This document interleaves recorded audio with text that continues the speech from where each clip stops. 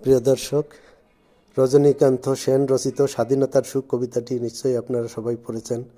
তো কবিতাটি হলো, বাবুই পাখিরে ডাকি বলিছে চড়াই, কুড়ে ঘরে থেকে করো শিল্পের বড়াই।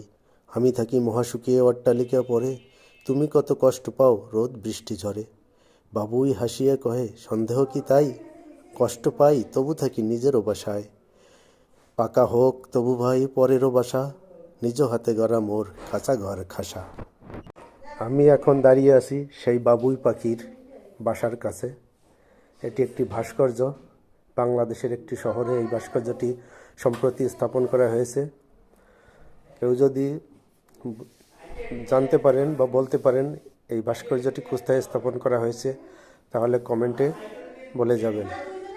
আসলে বাবুই পাখিকে একটি শৈল্পিক পাখি বলা হয়।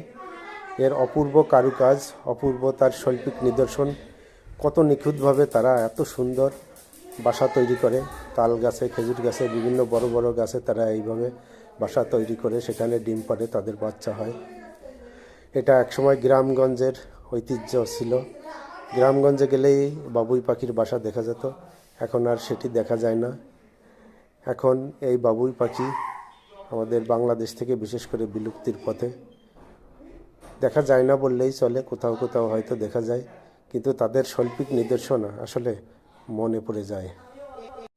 ভিডিওটি ভালো লাগলে চ্যানেলটি সাবস্ক্রাইব করে পাশে থাকবেন, উৎসাহ দিবেন।